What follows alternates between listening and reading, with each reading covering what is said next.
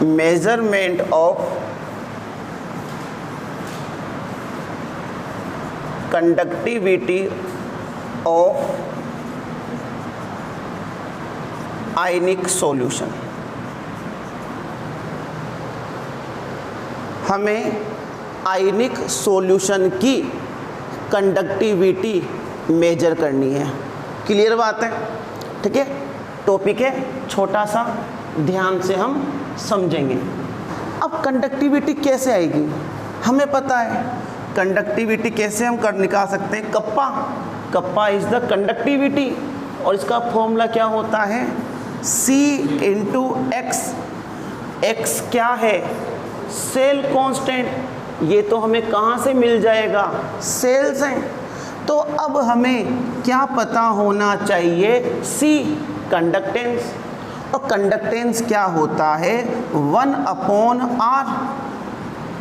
तो कंडक्टेंस निकालने के लिए हमें क्या पता होना चाहिए? रेजिस्टेंस। अब हमें रेजिस्टेंस फाइंड आउट करना है, और रेजिस्टेंस फाइंड आउट करने का सबसे अच्छा जो इंस्ट्रूमेंट है वो है व्हीटस्टोन ब्रिज। किसकी हेल्प लेंगे हम? By the help of Wheatstone bridge. लेकिन बच्चों इसमें हमें दो प्रॉब्लम आती है। क्या? व्हीटस्टोन ब्रिज में हम कौन सा करंट यूज करते हैं? डीसी। लेकिन हम कंडक्टिविटी ऑफ आयनिक सॉल्यूशन में डीसी यूज नहीं कर सकते, डायरेक्ट करंट यूज नहीं कर सकते, बल्कि हमें कौन सा करंट यूज करना पड़ेगा? AC, alternating current. और हम जानते हैं ऐसा क्यों किया? क्योंकि बच्चों डीसी यूज करने पर जो आयनिक सॉल्यूशन है उसकी कंसंट्रेशन में क्या आ जाएगा? चेंज। क्या आ जाएगा? चेंज। और जब हमारे आयनिक सॉल्यूशन की कंसंट्रेशन चेंज हो जाएगी तो जो रेजिस्टेंस है वह सही आयनिक सॉल्यूशन का आ पाएगा क्या? सही कंसंट्रेशन का हम पता कर पाएंगे क्या? नहीं कर पाएंगे। क्यों? क्योंकि डीसी की वजह से क्या हो गया? कंसंट्रेशन चेंज हो गई। तो हमने जितनी कंसंट्रेशन का आयनिक सॉल्यूशन लिया था क्या उसका रेजिस्टेंस आएगा? नहीं, वो तो क्या आएगा? डिफरेंट आएगा। इस प्रॉब्लम को दूर करने के लिए हम इस व्हीटस्टोन ब्रिज में हम यूज करते हैं किसका? एसी, अल्टरनेटिंग करंट का। इसका यूज करने से concentration of ionic solution change नहीं होती। दूसरी जो हमारी प्रॉब्लम आएगी वो दूसरी प्रॉब्लम क्या है? वायर। व्हीटस्टोन ब्रिज में जिसका रेजिस्टेंस निकालना होता है, ठीक है, हम उसको एज अ वायर जोड़ देते हैं। लेकिन क्या आयनिक सॉल्यूशन को हम एज अ वायर जोड़ सकते हैं क्या? नहीं जुड़ेगा। तो इसलिए हमें एक स्पेशल सेल बनाना होता है जिसका नाम होता है क्या बच्चों? Conductivity cell. इस कंडक्टिविटी सेल में क्या होता है? एक छोटा सा कंटेनर होता है जो ऊपर से बाय द कॉर्क बंद रहता है। इसमें दो इलेक्ट्रोड लगा देते हैं, एक एनोड और एक कैथोड। और जिस भी इलेक्ट्रोलाइटिक सॉल्यूशन का या आयनिक सॉल्यूशन का हमें क्या निकालना है बच्चों? रेजिस्टेंस। उसको हम इसके अंदर फिल कर देते हैं और यहाँ पर क्या लगा देते हैं? दो वायर। और इन वायर को हम व्हीटस्टोन ब्रिज में जोड़ देते हैं। तो दोनों ही प्रॉब्लम हमारी क्या हो गई? दूर हो गई। बात समझ में आ रही है? ये व्हीटस्टोन ब्रिज आपके फिजिक्स में आएगा। आपके फिजिक्स में इसका प्रैक्टिकल भी है और वहाँ पर ये व्हीटस्टोन ब्रिज आपके एक पूरा डेरिवेशन भी आएगा। हम केवल समझ रहे हैं कि हमारे क्या काम का है।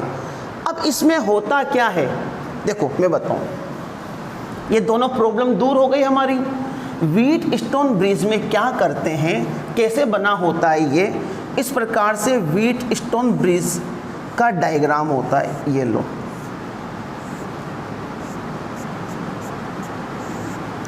ठीक है, ये तो हमने यहाँ क्या जोड़ दी, बैटरी, जिससे हम क्या करेंगे, करंट को फ्लो करवाएंगे। बच्चों व्हीटस्टोन ब्रिज में हम क्या करते हैं, एक तो हम आयनिक सॉल्यूशन को जोड़ते हैं जिसका रेजिस्टेंस हमें पता करना होता है। माना कि मैंने यहाँ जोड़ दिया इसको और नाम दे दिया इसको R2, और ये क्या है, अननोन, हमें फाइंड आउट करना है। एक जोड़ते हैं हम यहाँ पर,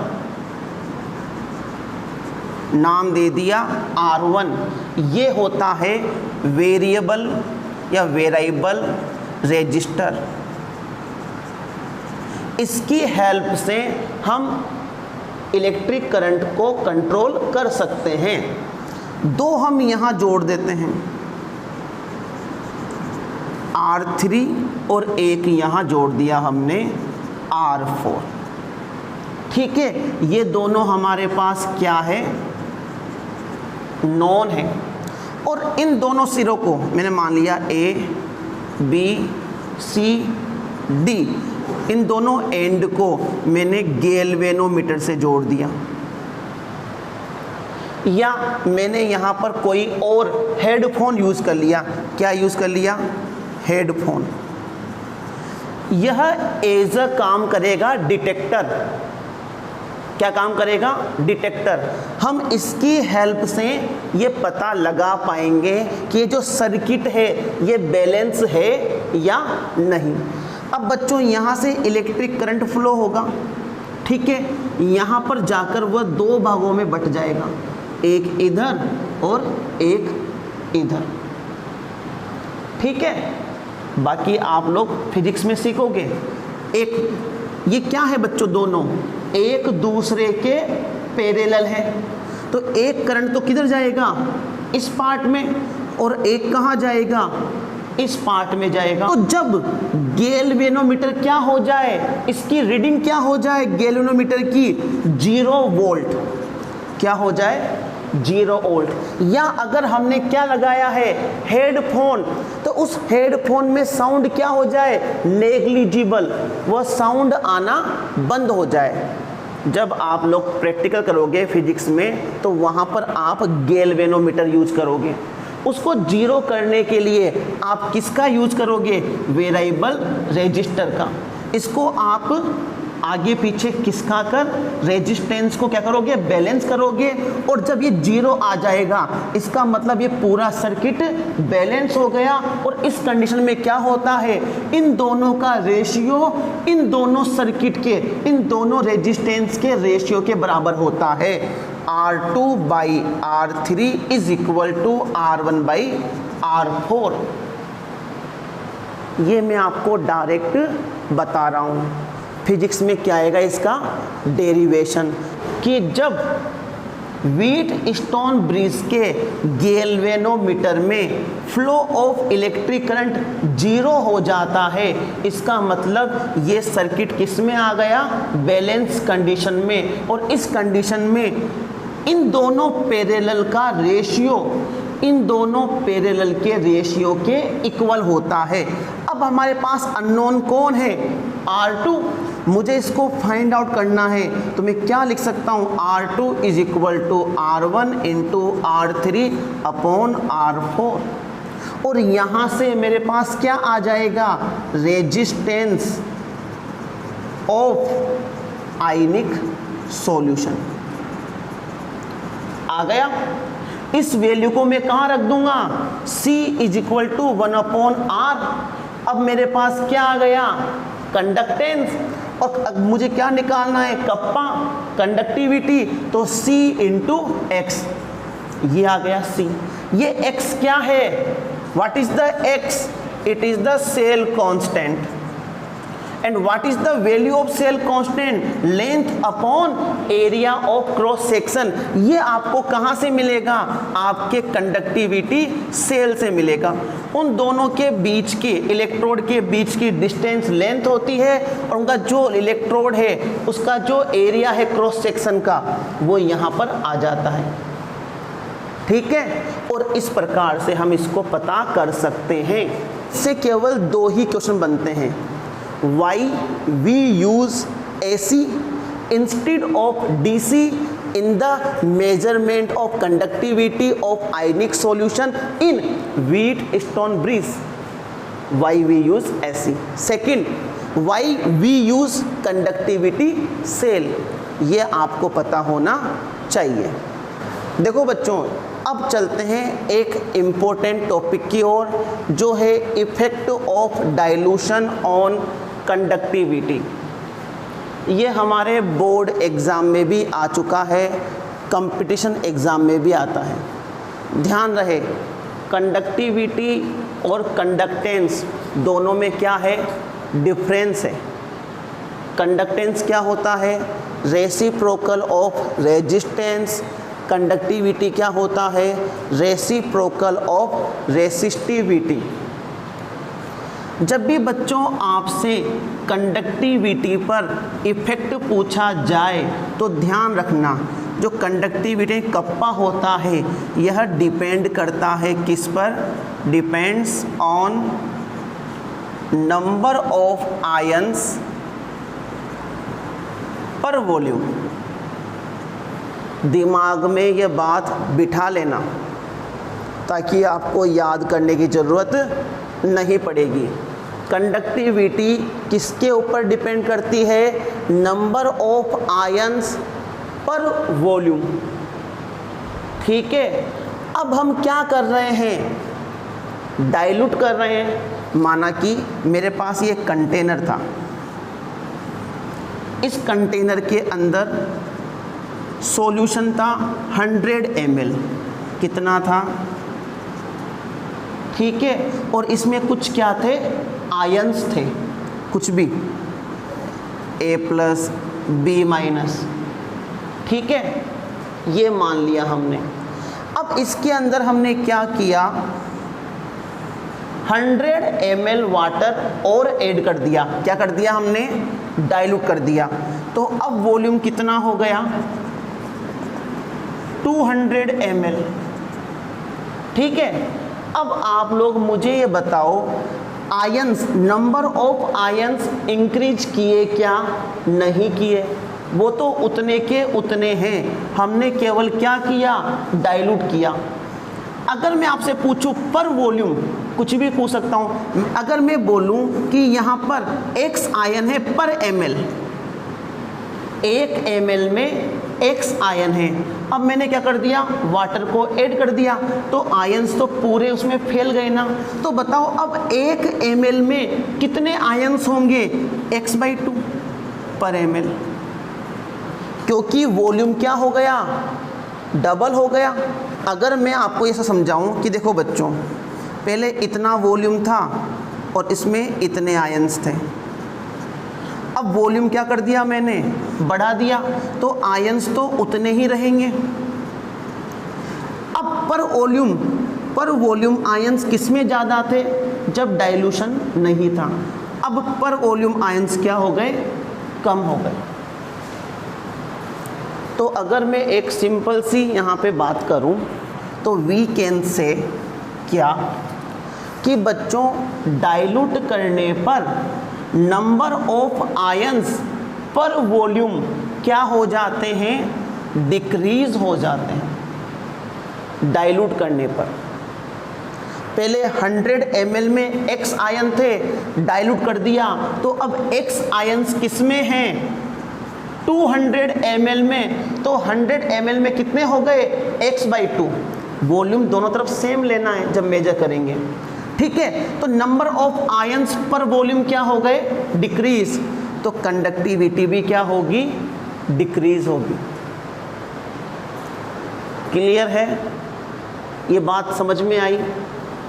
डाइल्यूट, अब अगर हमें मान लो एक पर्टिकुलर लैंग्वेज बोलनी है तो we can say on dilution volume of solution increases, so number of ions पर volume decreases, hence kappa conductivity will also be decreases. बच्चों अब बात करते हैं effect of dilution on molar conductivity, equivalent conductivity and conductance. इन तीनों पर ही same effect होता है डाइल्यूशन का। सबसे पहले मैं बात करता हूं कंडक्टेंस के बारे में। तो बच्चों कंडक्टेंस किसके ऊपर डिपेंड करता है? स्पीड ऑफ आयंस के ऊपर। मैंने आपको बताया हुआ था factors affecting conductance of electrolytic solution, और उसमें क्या कहा था कि कंडक्टेंस किसके ऊपर डिपेंड करेगा? स्पीड ऑफ आयंस, मोबिलिटी के ऊपर। तो बच्चों डाइल्यूट करने पर क्या होता है? वॉल्यूम इंक्रीज करता है। वॉल्यूम इंक्रीज करने से क्या होता है? जो इंटर आयनिक अट्रैक्शन फोर्स है, इंटर आयनिक अट्रैक्शन फोर्स, ये क्या हो जाता है? डिक्रीज। ये आसानी से क्या हो जाते हैं? फ्री, और फ्री होके इनकी स्पीड इंक्रीज करती है तो कंडक्टेंस भी क्या करेगी? इंक्रीज करेगी। ठीक है। अगर मैं बात करूं मोलर कंडक्टिविटी तो ये भी क्या करेगी? इंक्रीज। ये भी क्या करेगी? इंक्रीज। सेम इफेक्ट होता है। अब आप कहोगे कैसे? देखो बच्चों, मोलर कंडक्टिविटी का फॉर्मूला क्या है? Kappa into V M L. अब मैंने क्या करवाया? डाइल्यूट, और मुझे पता है डाइल्यूट कराने पर वॉल्यूम क्या होता है? इंक्रीज। कप्पा क्या होता है? डिक्रीज।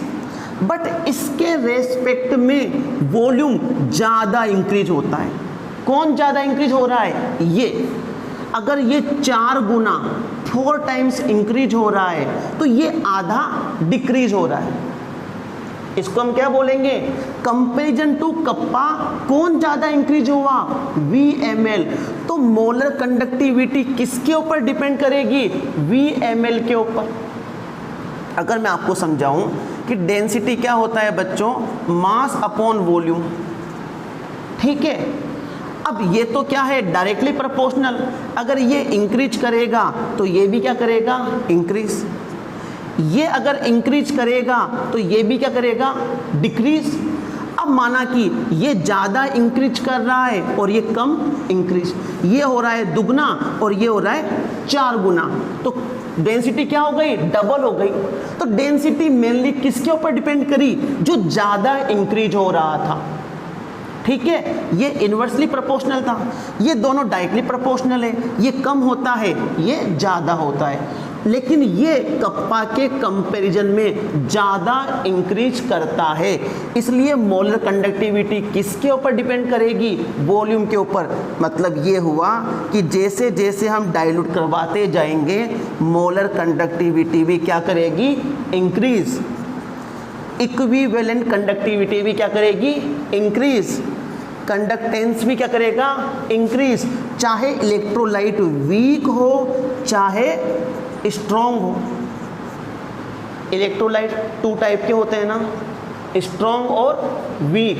दोनों के लिए ही मोलर कंडक्टिविटी, इक्विवेलेंट कंडक्टिविटी और कंडक्टेंस तीनों इंक्रीज करते हैं। अगर हमसे रीजन पूछा जाए तो हम क्या कह सकते हैं कि ऑन डाइल्यूटिंग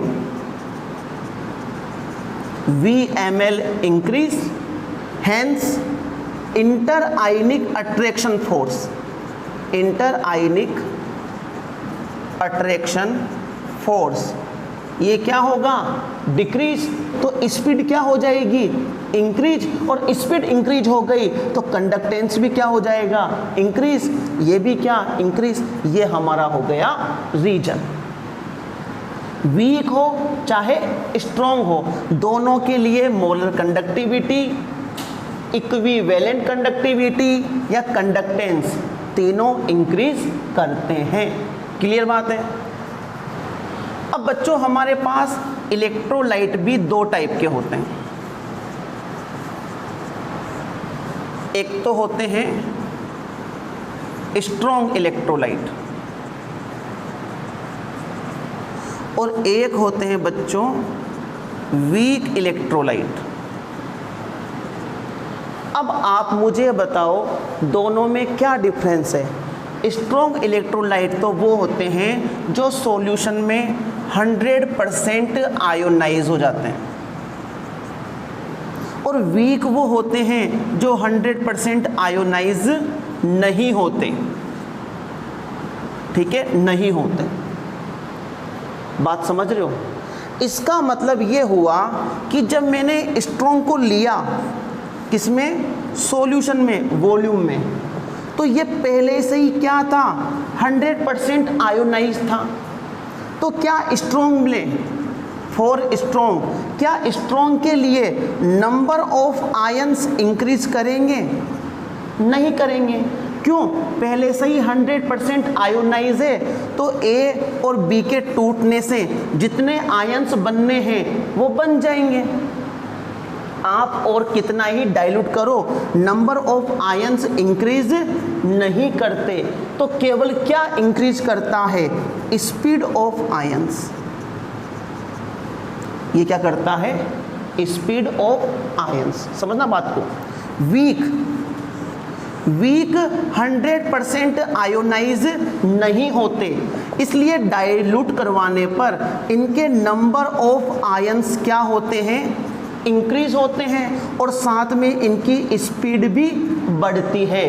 तो अगर मैं आपसे पूछूं कि डाइल्यूट करवाने पर किसकी मोलर कंडक्टिविटी ज़्यादा इंक्रीज करेगी, स्ट्रॉन्ग की या वीक की? वीक की। क्यों? स्ट्रॉन्ग के तो पहले से ही ऑलरेडी क्या थे, नंबर ऑफ आयंस जितने बनने थे उतने बन चुके थे, क्योंकि 100% आयोनाइज था।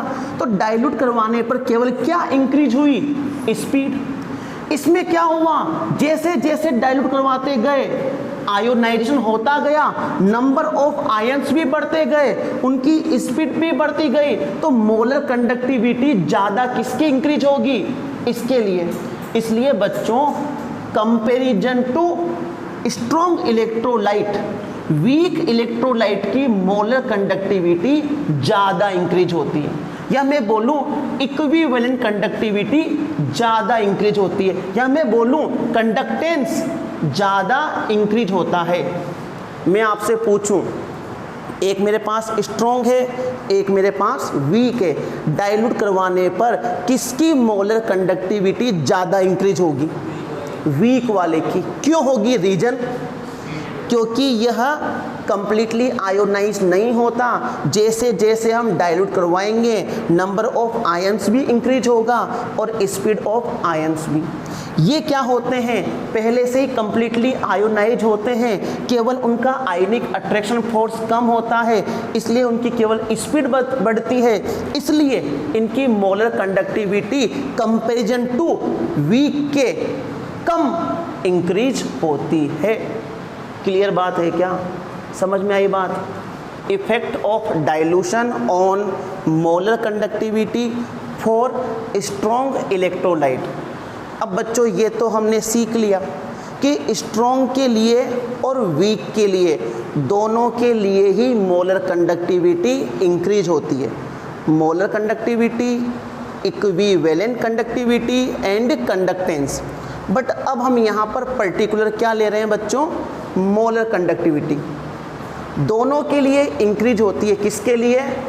स्ट्रॉन्ग के लिए और वीक के लिए। ज़्यादा इंक्रीज किस में होती है? वीक। अब हम पर्टिकुलर एक एक इलेक्ट्रोलाइट लेंगे। सबसे पहले हम बात करते हैं स्ट्रॉन्ग इलेक्ट्रोलाइट की, और हम इसे समझते हैं बाय द ग्राफ। माना कि ये है हमारे पास इधर मोलर कंडक्टिविटी और ये है हमारे पास कंसंट्रेशन। ये कंसंट्रेशन इधर इंक्रीज कर रही है और मोलर कंडक्टिविटी इधर इंक्रीज कर रही है। और हमने इलेक्ट्रोलाइट ले लिया कौन? KCl। It is the strong. और माना कि इसकी जो कंडक्टिविटी थी मोलर वो यहाँ थी। इतनी कंसंट्रेशन पर इतनी मोलर कंडक्टिविटी थी। अब बच्चों मैं क्या करूँगा, डाइल्यूट करवाने पर क्या होता है, कंसंट्रेशन इंक्रीज होती है कि डिक्रीज होती है, डिक्रीज होती है। डाइल्यूट करवाने पर कंसंट्रेशन डिक्रीज होती है, पता है ना, molarity is equal to mole upon volume. Volume क्या होगा, इंक्रीज, तो कंसंट्रेशन क्या होगी, डिक्रीज। अब देखो मैं क्या करवाता गया, डाइल्यूट करवाता गया, तो मोलर कंडक्टिविटी भी क्या होगी, इंक्रीज। मैंने अभी आपको बताया जैसे जैसे मैं कंसंट्रेशन कम करूँगा वैसे वैसे मोलर कंडक्टिविटी भी क्या होती जाएगी, इंक्रीज होती जाएगी, ऐसे ऐसे ऐसे। देखो कम बढ़ रही है ना, कम इंक्रीज हो रही है। कम इंक्रीज क्यों हुई, क्योंकि क्या था, स्ट्रॉन्ग पहले से ही क्या था, 100% आयोनाइज था। तो केवल क्या बढ़ा डाइल्यूट करवाने पर, स्पीड, तो इंक्रीज तो हुई लेकिन थोड़ी सी, इतनी थी और अब इतनी। यहाँ पर ग्राफ देखो हमारा कट हो गया। ये ग्राफ जो कट हुआ है इसका मतलब क्या हुआ, कंसंट्रेशन लगभग कितनी हो गई यहाँ पर, 0। कंसंट्रेशन टेंड्स टू 0, लगभग नेग्लिजिबल हो गई। जब कंसंट्रेशन 0 हो जाती है तो उसे मैं क्या बोलता हूँ बच्चों, इन्फिनिट डाइल्यूशन। मतलब हमने इतना डाइल्यूट करवा दिया कि कंसंट्रेशन क्या हो गई, नेग्लिजिबल, तो उसे हम क्या बोलते हैं, इन्फिनिट डाइल्यूशन बोलते हैं। तो बच्चों ये क्या आई हमारे पास, मोलर कंडक्टिविटी, बट किस पर आई, जब कंसंट्रेशन क्या थी, 0, मतलब क्या था डाइल्यूशन, इनफाइनिट, तो इसको मैं क्या लगा दूंगा ऊपर, 0। इसका मतलब क्या हुआ, ये क्या कहलाएगा, molar conductivity but at infinite dilution. ये मोलर कंडक्टिविटी किसकी है, पोटेशियम क्लोराइड की। तो जब बच्चों कंसंट्रेशन लगभग 0 हो जाती है या डाइल्यूशन इनफाइनिट हो जाता है तो उस पर जो मोलर कंडक्टिविटी आती है उसे हम molar conductivity eight infinite dilution बोलते हैं। इनफाइनिट में चाहूँ तो ऐसे भी लगा सकता हूँ या इसका एक सिंबल ये भी हो सकता है, दोनों ही सही है। इसका एक नाम और है, इसको हम लिमिटिंग मोलर कंडक्टिविटी भी बोलते हैं। लिमिटिंग का मतलब है जहाँ पर लिमिट आ गई, कितनी आ गई हमारे पास, 0, ठीक है। तो बच्चों हमें ये मालूम पड़ रहा है कि फॉर स्ट्रॉन्ग इलेक्ट्रोलाइट हम molar conductivity eight infinite dilution पता कर सकते हैं बाय द ग्राफ। हम ग्राफ को प्लॉट करेंगे और जैसे जैसे कर्व आगे बढ़ेगा जहाँ पर इंटरसेप्ट आएगा वही क्या हो जाएगा, लिमिटिंग मोलर कंडक्टिविटी या molar conductivity eight infinite dilution. इसको पता करने के लिए मोलर कंडक्टिविटी और कंसंट्रेशन के बीच में 3 साइंटिस्ट, नाम था डीबाई, हकल, ओनसेगर, इन तीनों ने मिलकर एक रिलेशन दिया। उस रिलेशन की हेल्प से हम लिमिटिंग मोलर कंडक्टिविटी पता कर सकते हैं। और रिलेशन क्या था कि lambda M is equal to lambda naught M minus B root C. ये b किसको दिखा रहा है, स्लोप को। अगर मैं ग्राफ के अकॉर्डिंग जमाऊं तो ये तो y की वैल्यू, ये c की, और ये m की, और ये x की। तो यहाँ पर ये जो b है ये तो क्या है, स्लोप है। लैम्डा नोड m क्या है, यहाँ पर इंटरसेप्ट है। तो बच्चों इस इक्वेशन की हेल्प से हम क्या पता कर सकते हैं, लैम्डा नोड m। तो बच्चों हमने बात कर ली फॉर स्ट्रॉन्ग इलेक्ट्रोलाइट। अब बात करते हैं effect of dilution on molar conductivity for weak electrolyte. अब बच्चों देखो वही हमें ये तो पता है कि वीक इलेक्ट्रोलाइट के लिए मोलर कंडक्टिविटी ज़्यादा इंक्रीज करती है देन स्ट्रॉन्ग। बट होता क्या है, देखो वही ग्राफ बनाऊंगा मैं। ये ग्राफ क्या लूँगा, इधर लेमडा एम, यहाँ पर रूट सी, ठीक है, और कोई ना कोई वीक इलेक्ट्रोलाइट, कौन सा ले लो आप लोग, एसिटिक एसिड ले लो। बच्चों वो क्या था, पहले से ही 100% आयोनाइज था, इसलिए उसका लेमडा एम की वैल्यू पहले से क्या थी, ज़्यादा। लेकिन बच्चों ये तो मुश्किल से 5% या 10% आयोनाइज होता है, इसलिए इसकी लेमडा एम की वैल्यू क्या होती है, बहुत कम। समझ रहे हो आप ग्राफ को। अब क्या होगा, जैसे जैसे मैं डाइल्यूट करवाता जाऊंगा, नंबर ऑफ आयंस भी क्या होंगे, इंक्रीज, और उनकी स्पीड भी क्या होगी, इंक्रीज, क्योंकि इंटर आयनिक अट्रैक्शन फोर्स घटेगा। क्या वीक एसिड कभी भी 100% आयोनाइज हो सकता है क्या, नहीं हो सकता। तो बच्चों ये देखो मोलर कंडक्टिविटी यहाँ है, जैसे जैसे मैं डाइल्यूट करवाऊंगा मतलब कंसंट्रेशन क्या होगी, कम, वैसे वैसे ये इंक्रीज करेंगे, करते जाएंगे, लेकिन बाद में ग्राफ क्या हो जाएगा, पैरेलल क्यों हो गया, क्योंकि ये 100% आयोनाइज नहीं होते। तो वीक इलेक्ट्रोलाइट के लिए हम ग्राफ से लिमिटिंग मोलर कंडक्टिविटी पता नहीं कर सकते। पता कब करते, जब हमारे पास इंटरसेप्ट आता, क्योंकि इस कंडीशन पर जब C 0 हो जाता है तभी तो मोलर कंडक्टिविटी क्या कहलाती है, limiting molar conductivity. But graph हमारे पास क्या हो गया, पैरेलल। बच्चों वीक इलेक्ट्रोलाइट के लिए मोलर कंडक्टिविटी इंक्रीज करती है बहुत ज़्यादा, स्ट्रॉन्ग से बहुत ज़्यादा, लेकिन हम by the graph limiting molar conductivity पता नहीं कर सकते। तो फिर वीक के लिए लिमिटिंग मोलर कंडक्टिविटी या molar conductivity eight infinite dilution हम कैसे पता करें। वीक इलेक्ट्रोलाइट के लिए limiting molar conductivity find out करने के लिए एक नए साइंटिस्ट आए जिनका नाम था कोलराउस। कोलराउस ने एक लॉ दिया जिसके बेसिस पर हम क्या कर सकते हैं, limiting molar conductivity for weak electrolyte पता कर सकते हैं। तो हम कल पढ़ेंगे Kohlrausch law and its application. It is the very important topic for the electrochemistry.